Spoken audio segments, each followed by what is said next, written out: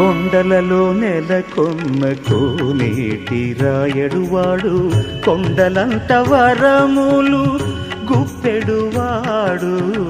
కొండలలో నెలకొన్న కోనేటి రాయడువాడు, కొండలంత వరములు గుప్పెడువాడు.